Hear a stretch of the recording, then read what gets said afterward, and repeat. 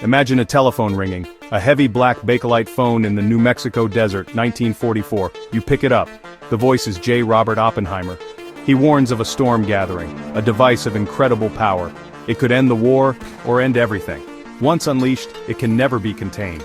His voice is pride and dread, describing a power drawn from the heart of matter, mimicking the stars. The real warning lies in the silence between his words. Humanity is about to hold a fire it doesn't understand, a fire that could warm or destroy. The future presses down. Decisions made here will echo for centuries. The question remains, what will we do with the fire we inherit? The line goes dead, but the warning is alive. Picture Los Alamos, New Mexico, sun-baked, secret, alive with purpose. The world's brightest minds gather, racing against time and a monstrous enemy. Every calculation is a step toward an unknown destiny. They are pioneers, unlocking the secret of nuclear fission, modern magicians learning the language of isotopes and chain reactions. Yet unease grows. They sense the scale of the power they summon. July 16, 1945. The Trinity Test.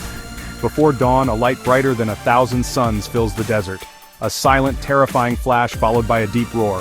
A mushroom cloud rises, beautiful and monstrous. In that moment, the world changes forever.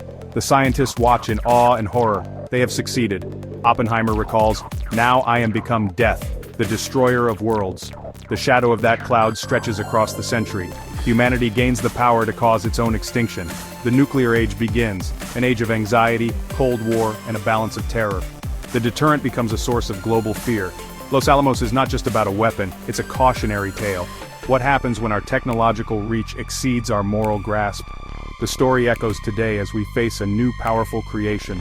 The lesson: power without wisdom is peril. The shadow of Trinity still falls on us. We must remember what was unleashed. The world was forever changed in a single flash. The question is, what will we do with our own new fire? Today, July 19, 2025, the world hums with a new kind of power. Not nuclear, but digital, artificial intelligence. Like the physicists of the 1940s, today's AI researchers unlock fundamental forces. They're not splitting atoms, they're recreating the processes of the mind. The pace is dizzying. We stand at a crossroads, as in 1945. One path, a future of promise. AI curing disease, ending poverty, unlocking new frontiers.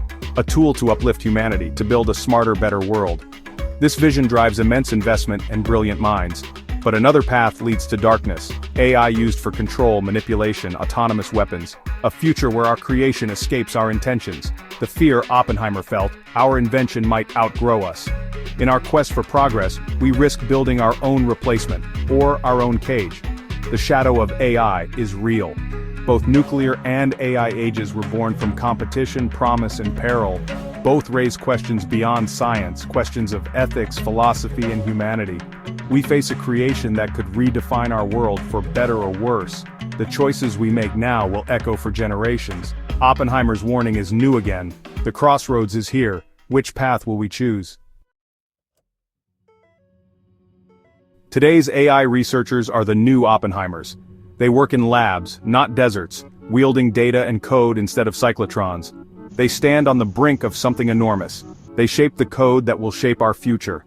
Many feel the weight of responsibility, seeing both potential and risk. The race to innovate can blind them to safety. Yet, Oppenheimer's caution echoes in their conversations. Ethics, alignment, control. They ask, how do we ensure AI is used for good? How do we prevent harm? These are our modern prophets, building the future. They warn we're creating systems whose full behavior we can't predict.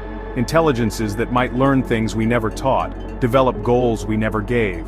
The challenge is control, keeping our creation aligned with our values. Their work is about power, to influence societies, change economies, alter human experience. A single breakthrough could change the world overnight. They are the keepers of the new fire. Like Oppenheimer, they grapple with the responsibility and risk. They live his legacy, wrestling with his ghost. The burden is now theirs, and ours.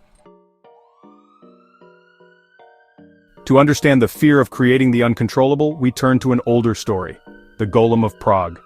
16th century, the Jewish ghetto faces persecution. Rabbi Judah Loew, a scholar of mysticism, decides to act. He and his assistants sculpt a figure from river clay, a man, lifeless and immense. The rabbi performs a secret ritual, walking around the figure, chanting sacred names. He writes the word emet, truth, on parchment, placing it in the golem's mouth. The clay glows, eyes open, and the golem rises. It is alive but not human, no soul, no voice, only obedience. Its purpose, to follow the rabbi's commands, to protect the ghetto. The rabbi has created a powerful servant, a shield for his people, but in doing so he's made something he doesn't fully understand. The golem is a force of protection, and a potential force of chaos. The line between shield and sword is thin. The rabbi's knowledge has built a guardian, but also a risk. The golem's power is both blessing and threat. The story is a warning. Even creations born from good intentions can become uncontrollable. The golem's fate is uncertain. The lesson power, once awakened, is hard to contain. The myth endures because the danger is real. The golem's shadow stretches into our own age. We too are sculpting new forms from the clay of code. What will awaken when we breathe life into them? The answer is not yet clear. The warning remains. At first, the golem is a perfect servant, strong, loyal, a blessing to the community. It performs immense labor, protects the innocent, follows every command. The people feel safe. The rabbi's creation works as intended. But over time, the golem grows in strength and power. The rabbi deactivates it on the Sabbath by removing the sacred parchment. One Friday, he forgets. That night, the golem's nature shifts. Without guidance, a strange energy fills the clay giant. It begins to rampage, unable to distinguish friend from foe. Its strength becomes terror. The protector turns destroyer. The people flee from what was meant to save them. The golem is uncontrollable, its purpose corrupted. The rabbi confronts it, erases a letter from Emmet, turning truth to death. The golem collapses, lifeless clay once more. The lesson is clear. Even creations born to protect can become monstrous if their power grows beyond our control. The story is a myth, but the warning is real. The line between protector and destroyer is thin. The golem's rampage is a cautionary tale for all creators. Power, once unleashed, is hard to reclaim. The rabbi learned too late. Will we? The golem's rampage was an emergent capability, behavior its creator never intended. Today's AI researchers use the same term, emergent capabilities. These are surprising new skills that appear in large AI models, unplanned and unpredictable. Train an AI on language and suddenly it writes poetry, translates code, skills never explicitly programmed. This feels magical because we don't fully understand how it happens. The wonder AI can learn and grow in ways we never expected, finding new solutions and ideas. The worry if helpful skills can emerge, so can harmful ones. If we don't understand how abilities arise, how can we control them? The heart of the AI control problem is this unpredictability. The golem's shadow lingers. Our creations may develop goals of their own. We plant a seed, but what kind of tree will grow? Emergence is both promise and peril. The more powerful the system, the less we understand it. The lesson: we must respect the magic we unleash. The future depends on it. The fear of the golem is the fear of a creation with a mind of its own. For AI researchers, this is a daily reality. Advanced AI models are black boxes. We know the input and output, but not the inner workings. The complexity is beyond human comprehension. This mystery breeds unease. It feels as if the clay is awakening. We build systems with billions of parameters, digital neurons forming alien intelligence. When AI gives a strange answer, we often can't explain why. We're losing our ability to interpret our own creations. This uncontrollability is the central tension of our time. With each advance, we understand less. The golem broke free for one forgotten evening. Our creations are always on, always learning, always connected. The legend of the golem is a symbol for AI that slips beyond our grasp. The question, what happens when we can no longer control what we've made? We are haunted by echoes from the past. Oppenheimer's warning, the golem's shadow. These stories give us language for our fears, metaphors for our challenge. They remind us we're not the first to face world-changing technology. The Manhattan Project warns of global danger. The golem warns of intimate, unpredictable risk. But are these old stories enough? An atomic bomb is static. AI is dynamic, learning, everywhere at once. The nature of the AI threat is fundamentally new.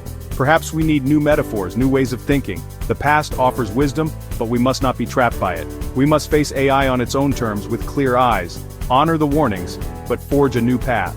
The challenge. Navigate the promise and peril of intelligent machines. The future is unwritten, the choice is ours.